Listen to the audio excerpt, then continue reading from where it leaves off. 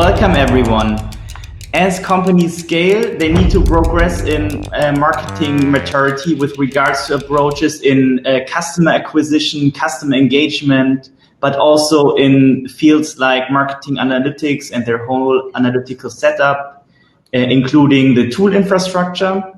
And in this session, we will distinguish 6 different marketing sophistication stages with the objective providing marketeers a proper framework to ensure to ensure focus on the right challenge at the right time.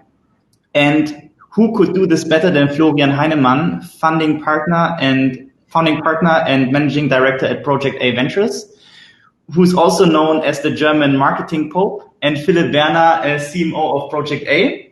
And together they have probably seen like hundreds of different setups, marketing setups in different companies. So so if you want to know where your company stands, how your marketing setup is according to their sophistication stages, you should listen to their talk carefully. I think that's also all I need to say. So Flo and Philipp, the stage is yours. Have fun. Thank you very much, Valentin. Welcome, Flo. Thanks a lot. And let's give it a go.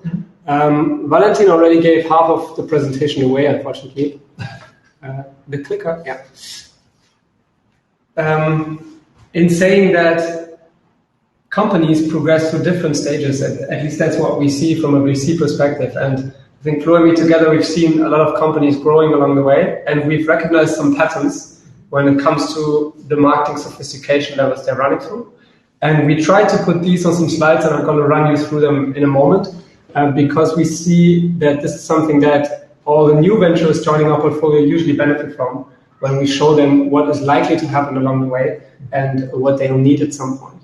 And Valentin already also mentioned that we fundamentally believe that this sophistication is achieved step by step, and that it has to be in a coordinated way among the channel mix that a company is using, the analytics maturity that goes along with it, and of course, and I think that goes without saying, the organizational setup growing over time.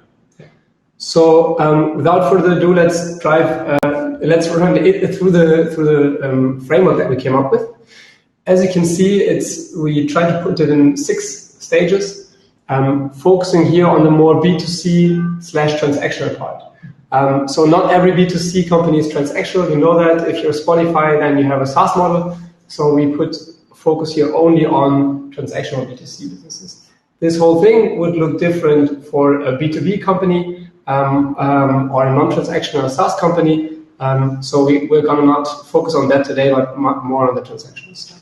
But we also believe that also in the other cases in business models, you will find a very similar kind of framework that would probably look similar to a certain degree.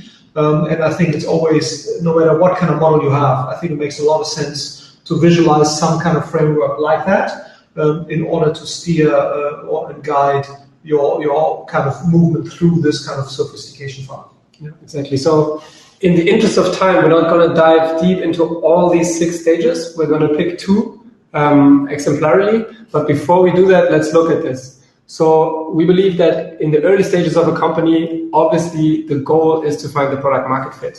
From a marketing perspective, there's not so much to do at this point other than facilitating this, right? So you're going to have limited transparency into what really works from a marketing perspective. And all you try to do is generate the first conversions and see if there's, from a unit economic standpoint, it can work out in the long run. So this is really the first basic setup that you're most likely in pre-seed.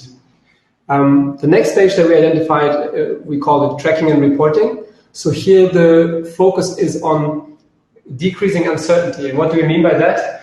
Basically, you will have even though you don't do any brand marketing at this point, you'll have a significant share of organic traffic where you don't know where it's really coming from. So what you try at this point is to find out where the traffic is actually coming from and really go into the first steps of making the lower funnel activities that you're doing as measurable as possible. Plus, you want to move away from the very hands-on manual tracking of your performance reporting. That's why we call it semi-manual. So basically, you have tools in place that will at least get the cost from the different channels that you're working with, so that they don't have to have someone who will really build the reporting in a manual way. That's the second stage we put here. I think one key thing here is, I mean, we're going to go into a little bit more detail later, but I think one key here is you will not be able to achieve 100% certainty. I think that's for sure, and you have to live with that. You basically have to understand what is a natural kind of level of ambiguity or uncertainty that you will have no matter how much you invest in this, because there's obviously a decreasing marginal return on decreasing uncertainty, and I think it's important that organizations develop a feeling for what level of ambiguity you have to live with. Yeah. But moving to the third stage. Yeah, third stage is where one of Flo's and my favorite topics come into play, and that's attribution. We separated 3 and 4 for one core reason, because we think working on attribution and making it an accepted phenomenon in the entire organization are two separate things. Because we've seen a lot of companies getting stuck in phase number 3. So they really start to come up with more sophisticated, more complex user journeys, resulting in more touch points. That's why usually you have to start thinking about attribution at some point if you want to move into the upper funnel. But coming up with an attribution model and making use of it in the operational daily work of an organization are really two different pair of shoes. So that's why we think it makes sense to differentiate here into 2 steps. The fourth one being marketing automation. It's really where you make this attribution that you have, no matter how complicated or sophisticated it is, no matter if you build it in-house or you buy that from a third party, you'll have to operationalize on it. You have to execute against it. And that's where the focus is in the 4th stage. Of course, there are other things you want to do, and we'll dive into this very stage in just a couple of minutes. Mm-hmm. And then moving on to the more above the line or upper funnel activities in the brand intelligence stage. This is really where you want to start scaling, but having your customer acquisition cost under control. And as Florian already said, there will always be some level of uncertainty left, but you have to really at this point have a sophisticated analytics setup that can tell exactly how your customer acquisition costs are behaving over time, especially by adding channels that are by definition less measurable, because you don't have a direct response in some of the upper funnel channels. That's actually also the reason why we advise mostly that companies, unless they have this kind of reach at least this level 4 maturity, that they should not engage at least too heavily in, like, for example, TV advertisement or out-of-home advertisement, because really getting a grip on this requires having gone through the earlier stages first. And obviously you can get a lucky hit. I mean, there's some startups that do TV advertisement in like the first 3 months of existence, and they're lucky without really being able to understand and really track things properly or have a grip on things. Obviously that can work, but we advise against it unless there's like some really good reason for that, which might always be the case. Yeah, you have too much money and your main competitors entering the market and doing the same. So you want to basically get involved there as well. But there might be reasons for that. But if that should be more the exception than rule. Yeah, I think another exception would be if you're a market maker, right? And if there's not enough buying or purchase intent in the lower funnel, then you really have to start also from the upper funnel to begin with. And moving on to the last and 6th stage, which we called, for the lack of a better name, advanced testing. And that's really where the goal is to maintain the scale that you achieved, but to start taking out costs. And I think that's where only the big companies, like we had Tarek Müller from About You this morning, or Zalando as well, on this kind of level, right? So where you try to understand with a big focus on incrementality, which part of our marketing can we actually cut because it doesn't incrementally drive new customers. And that's harder done than said. So there's a lot of testing on a highly sufficient setup that you need to do in this stage. And to be fair, I think very few of our portfolio companies are there just yet, but they're all on a good way to get there, I would say. But one thing that's also important here to understand, the more you move to the right-hand side here, the more infrastructure costs you have, or costs to maintain this kind of level. And obviously this only makes sense if you have a certain marketing budget, ideally resulting kind of systematically from the kind of activities that you've done in order to find out whether it's profitable or not. If a certain kind of volume of marketing investment is going regularly into this kind of marketing machine, only then very likely the cost incurred with advanced testing and finding out these things is actually worth it. Because one thing one needs to understand is the benefit of all these things that you do and getting more sophisticated is always a percentage basically of the marketing budget you're spending that you're making more efficient. And so if the absolute budget that you want to spend is too low, there's no need to engage in incrementality, because the benefit that you get potentially from this in absolute terms might be lower than actually calculating what the effect of incrementality is. Yeah. One more thing I want to say to that slide. One could wish to start with stage 3, 4, 5, or 6, right? So why bothering moving from the fundamentals to the right side? I think there are multiple reasons for this. The first one being, when you're on the left side of this chart, so you just figured out your product market fit and you're starting to do more, you won't have the team in place to do all the things on the right side that Zalando is doing, of course. You won't have the skill set on the team. You won't have the data that you need in order to do marketing mix modeling, for example, as part of the right-hand side. And you will have so much other stuff on your hands that you can't really focus on the topics on the right.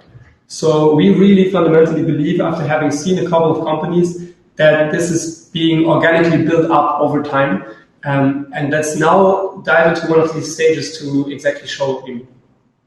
And we picked 2, so we're going to look a bit deeper into tracking and reporting, stage 2, and then marketing automation, stage 4. Simply because we think that they are most relevant to most of the attendees. All right, so this is what the inside of such a stage would look like from our perspective. You can see we split into analytics, and then for the sake of simplicity, in customer acquisition and customer engagement. So being on the B2C/transactional side here, customer acquisition by definition would end when a first purchase is made, and then afterwards customer engagement would get involved.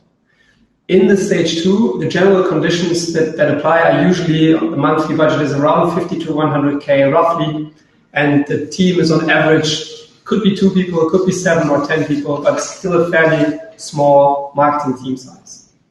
So when we look into the analytics part, there's still a lot of basic stuff going on, we would say. So what you want to have at this point is you want to introduce your custom channel grouping in Google Analytics so that you really know, okay, these are my channels at work, and this I have found the right setup for myself. It's fairly easily set up, but you would laugh if you know how many companies are taking a while to properly define this. And the tracking setup, of course, goes along with that. Very key to have this in-house, to have this properly set up early on. Tracking is an ongoing issue that a lot of people don't really like to work with, but it's so fundamental to everything you want to do later that you really have to work on this in order to get the transparency of where your traffic and conversions are really coming from. That includes, by now, GDPR consent management, that includes tracking guidelines internally that you spread from the data to the marketing team so that you make sure that everybody who creates interactions out there needs to stick to these tracking guidelines. And then you want to have a proper tech manager set up where all of this comes together. And if you're a mobile first business, all of this also should obviously happen in the mobile world with e.g. adjust. And this also sounds very easy, but it's a topic that tracking will, in all the other stages, will always reoccur. So we cannot stress enough how important it is to do that early on. And also find like a dedicated person that builds up the know-how for these kind of things. It's probably something, yes, you can get help from freelancers or external consultants, but there needs to be at least one person in the company that basically or has a decent understanding and an improving understanding of this issue.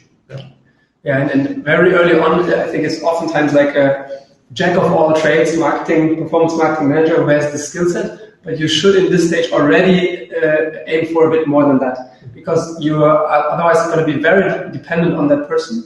Plus, it's very likely that he or she will be doing it the way they've done it before and self-taught, and not really in a scalable way that you can benefit from later on. Then you don't want to focus on attribution too much at this stage. Rather use what Google or Just are offering you. This is a topic that you'll tackle in the stage afterwards. As mentioned before, semi-automated reporting. There are different tool providers out there that help you getting the data out of your operational systems like Facebook, Instagram, Google, and so on, so that the manual effort of creating the weekly reporting, let's say, or daily reporting, depends on what you want to build, isn't too high. And there's also companies that we feel are already in stage 2 or 3 or 4, but they don't have this and they still do manual reporting. So this is really something that you should establish early on. Then Flo already mentioned the dedicated marketing analyst person, not only for tracking, but also for reporting and analysis. On the customer acquisition side, and I think one key element here is probably also having this one person is key, because what we experienced over and over again, if marketing people do their own report, that is often not the best way to have like a coherent steering. So having somebody that's not neutral, obviously, but at least a little removed from the actual operational marketing team, first of all, frees up the resources there. I mean, that's one thing, but it's also essential to have like some kind of coherent reporting and definitions of KPIs. And if everybody does the same thing within their operational system, that's obviously not the good long-term solution. I mean, you really need to move it to a different person and move it away from the operational Facebook, Instagram, whatever accounts you use to do the marketing, to do the marketing, active marketing, but try to move it on a kind of overarching reporting level, which will be key, especially if you want to do attribution or anything based on the data warehouse where you collect the raw data. Yeah, and I think the data warehouse is the key focus of the next stage, but here you want to lay the foundation for that. Yeah. So when it comes to customer acquisition, you want to have, and we could have put that into analytics as well, you want to have a clear definition already of what a conversion is. You want to have the clear definition of micro conversions and probably also tagged on the website. The campaign naming convention to really assess your marketing performance also on a campaign level, I think goes with the tracking guidelines. This is something that I'd recommend rather putting a little bit more effort into, because you don't want to revisit that later on. You probably have to anyhow, but you don't want to do it too often, because it's a huge pain once your accounts are grown, and you probably then have to start setting up everything again. So please focus on this a little more than you think. Dedicated resource for creative asset creation is also key. You can do this with an external agency. We usually say that creative stuff is probably a little easier to do externally than all the other functions here. But you want to have someone who from day one helps in creating really good user journeys and compelling content. Tarek earlier said that you directly feel it if you're a digital native, if something is too salesy or not. So you need to have someone working on this.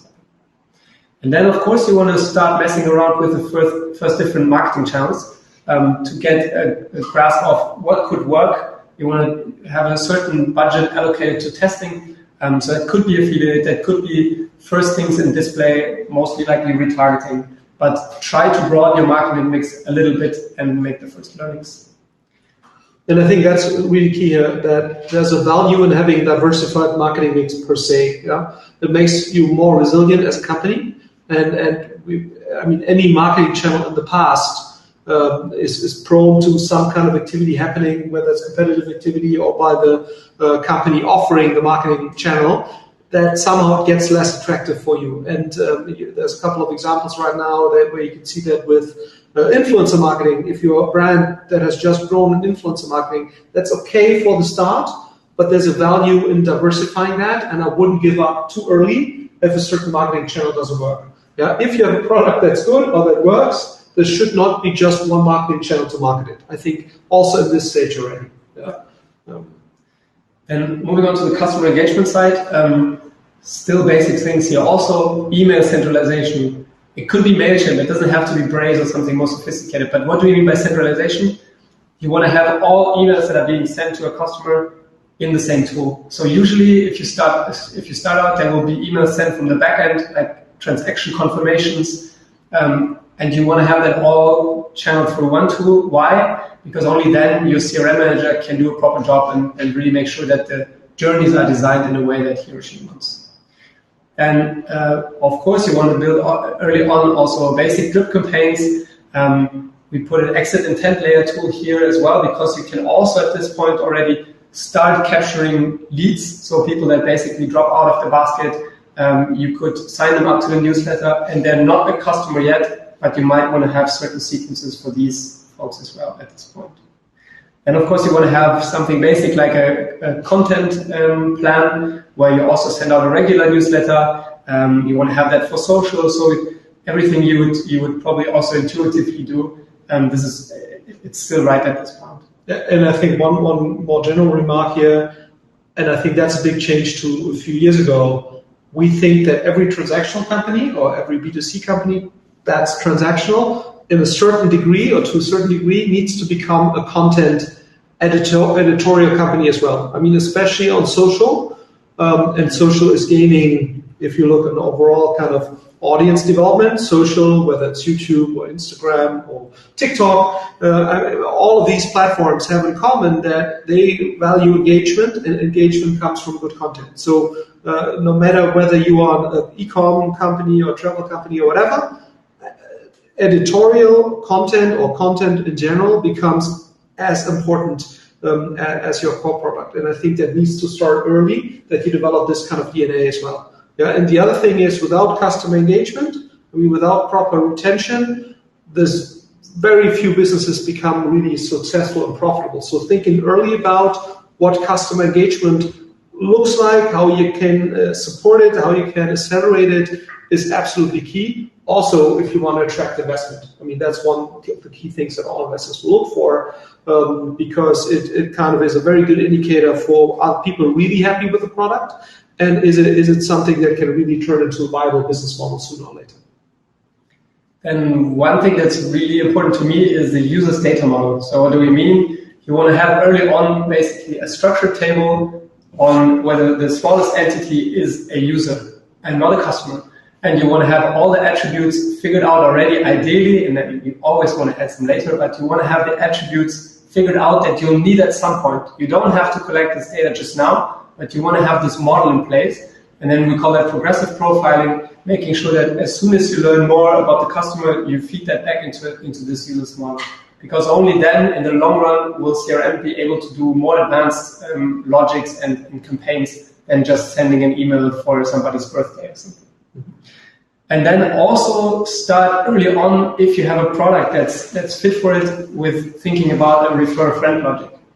Because the implementation of this will take a while. It's usually not as easy as one would assume. And in the companies we work with, we see, at least on the B2C side, of how we see how big a driver this can be for customer acquisition. And also very attractive in terms of marketing costs associated with it. Yeah. All right, so moving out of this stage, we try to summarize the one thing you should take away. Yeah. I mean, just trying to summarize it. Ideally, in this stage, one has established a first common understanding of where users come from, how they behave, and what makes them come back. Yeah, and the key thing here is really common understanding. I mean, it's not enough if the marketing analyst gets it or the managing director gets it. It's really that in the team there is a common understanding of how the marketing mix looks like, how it should look like, what makes people use a product or users use a product, and ideally have some kind of idea of why they come back. And that basically links back to what I said like 2 minutes ago. It's really about making customer come back, because in the auction-based world that we live in, and we'll come back to that in a minute, CLV, customer lifetime value, that is really the only thing that saves you and your business model. So starting early to understand what makes people come back is key. All right, and moving on, and we said we're going to dive deeper into a second one. So we're now skipping stage 3, which is the one where you start thinking about attribution, which also means that you have to have a certain data infrastructure in place. So be aware that we're skipping that now for the sake of time and move into the automation stage, where the focus, as we mentioned earlier, for us is really making sure to act on that attribution. So applying the same framework, what do we think has to happen in this stage? First of all, the conditions that we see on average from companies in the stage, the budget varies greatly, so something in the 100,000s up to 1 or 2 million per month. The team size, highly depending on the degree of automation you've achieved, of course, but it's usually something between 10 and 20, 25 full-time employees.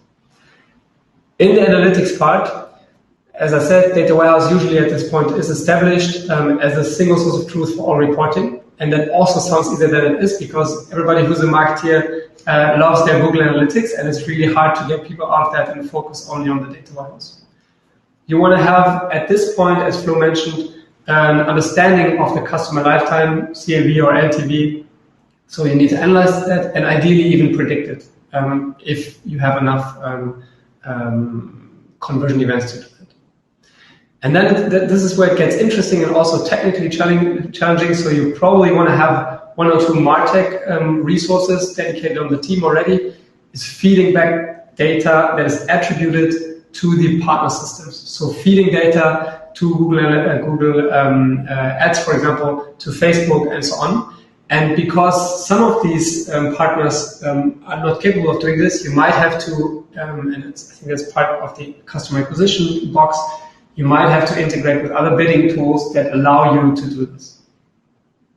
Ideally, you also want to have flagging in your data warehouse on a campaign level, because you have so many campaigns by now, you can't steer them all manually anymore. So you definitely have smart bidding or something in place, but you also want to have a logic that helps you de-averaging and really looking at what performs well, what doesn't. And you can do that if you want to automate, of course, in an algorithmic way. And that could even be a simple rule-based logic that you apply here. And there are also great tools that help you in doing that, such as Clarisites, for example. The team I mentioned already on the customer acquisition side, creative testing framework. So we mentioned earlier that you need a resource early on to do this, but here you want to have a framework in place. So how do we regularly come up with content? How do we assess content A versus content B? How do we then translate it into other channels, into other user journeys? So really coming up with something that deserves the name of a framework.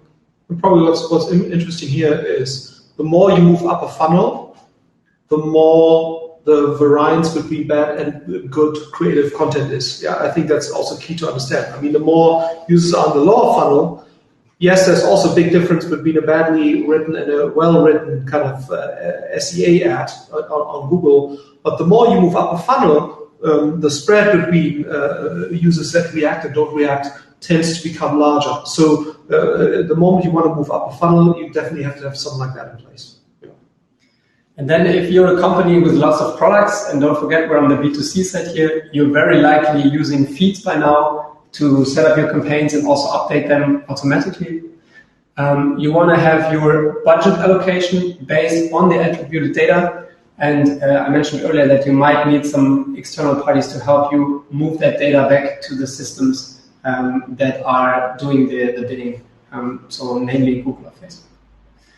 And on the SEO side of things, if your company fits for that, it might make sense to have something like an SEO page builder. So if you have lots of products, then there is a way to build dedicated SEO landing pages or SEO pages for these products, and you don't want to do that manually.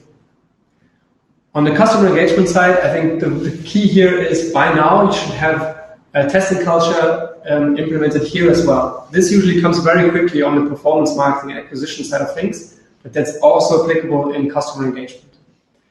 You want to have first sequences that are segment specific. So we skipped stage 3 where you think about segmentation. And by now in stage 4, you already want to have these figured out and have dedicated sequences for different segments. And I think a CDP at some point usually comes in handy, simply because CRM will have a lot of requests to get more data into their users model. And the CDP usually helps to get less dependent from the tech team. so that the marketing managers in the CRM team can actually act more independently and build more complex logics. So I think that's kind of one overarching theme here. First, the degree of automation, and then the degree of enabling the individual members of the marketing team to do things without the help of tech people. That is, I think, another overarching theme. And if you want to achieve something like Tarek has described earlier, spending millions and millions of basically euros every year, with a fairly small team. I mean, their marketing team's like 20, 25 people. That's fairly small. The only way you can do that across like a lot of geographies is if you have a high degree of automation and if you empower people by being able to do a lot of things themselves. For the interest of time, I think we're going to move beyond the stage now. The last things are not so easy to explain, or the last point is a fairly quick one. It might make sense to think about a promotion infrastructure, right? So you don't want to mess around with voucher codes and so on at this level anymore. And there's also good companies out there who help you automate this. So what is the key takeaway from this stage in our eyes? It's that usually there's a lot of time spent on fiddling around with attribution, finding the right model, finding ever so complex topics to work on to improve your attribution. And we think that's not what you should focus on. Rather focus on, no matter how good the model is, we have to do something with it. And how do we do that? How do we make this data that we have now in an attributed way actionable? And how do we get the organization to understand what this means?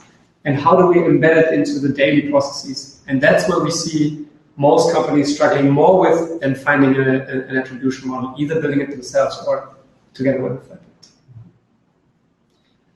So this is the framework we came up with, and we try to even summarize that also in a way. And then afterwards, I think we have very little time, but for one or two questions maybe. Yeah, I mean, what's the overall idea of this whole thing? I mean, why engage in this kind of steady process? Because we believe that, first of all, we believe that we are in a world of auction-based access to user attention. That's mainly driven by the three big platform players that are engaged in advertising. That's Facebook, Google, and Amazon. And all of them, in one shape or another, basically monopolized or oligopolized user attention and are granting access to it based on an auction-based system. And the only way to basically be viable in this world is either having users come back for free, like without them, or becoming more sophisticated than anybody else in using these kind of platforms. And I think this way, moving along the framework that Philipp and I just outlined, moving along continuously along a clear roadmap and becoming more sophisticated month by month or year by year, if you are able to institutionalize that in your marketing organization, it's actually quite a defensible competitive advantage, or can be, like adding to your company becoming more defensible against the competition. All right, we tried to sum it up and do it in time. I hope we did that. I hope you learned something. And now we're happy to take questions for the last 2.5 minutes that we have left. If there's a way to get these questions to us. Because you might not know it, but we can't see the chat. Now we can. So who has a question that we can help you with?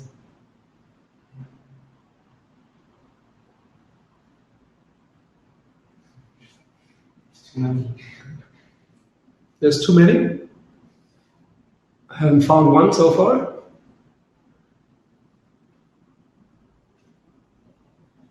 Valentin, can you help us a little bit? Sure, I can help you. So somebody raised the question, what tools do you recommend for attribution besides of Google Analytics? Yeah, I really don't like that question because I think it doesn't matter so much. It really matters more of what you do with the attributed data afterwards. But anyhow, we can answer that, I think. So we are big believers in doing a lot of this, at least in the early stages internally, because it's a topic that you need to fundamentally understand. But it also quickly becomes very messy in the nitty-gritty. So there are partners out there we work with. I think ExactTag is one that a couple of portfolio companies use. Atriba from Hamburg is also a company with a decent attribution modeling. That are the ones that I see most in the portfolio. Mm-hmm. And then, of course, there's also attribution logics provided by Google and by Just. Mm-hmm. Okay, what's the biggest constraint for companies to move from one step to the next from Jörg? I think that's a good question. Is it culture, people, or tools? And I think, I don't know what you think, but my take would be it's actually people. Yeah. So because you need, on the management level, like often on the MD level, you need to have the awareness that this is actually something that's desirable to increase. Yeah. And then you need like a marketing person and an analytics person as part of the marketing team that really see this as well and drive this and see the value in this. And it's not that easy to calculate the direct ROI of these kind of activities. And that's often the problem. So, and so you need at least 3 people minimum that want to drive this. Yeah. So, and that is often lacking. And if one is missing, then you don't get to move forward. But we're moving to another tool now. Yeah, we're talking about tools constraining you. So unfortunately, we don't have a lot of time left for questions. I saw one that I want to answer, which is, yes, the slides will be available. You didn't need to take screenshots. I'll put them on LinkedIn or find another way to get them to you. Mm-hmm. And we now have to move to the main stage. So if you have more questions to that or to us personally, feel free to also move to the main stage. You'll see us there in 30 seconds when we have managed to run over there. Yeah, and there we can answer more questions. Thank you so much for joining and your interest, and then see you soon.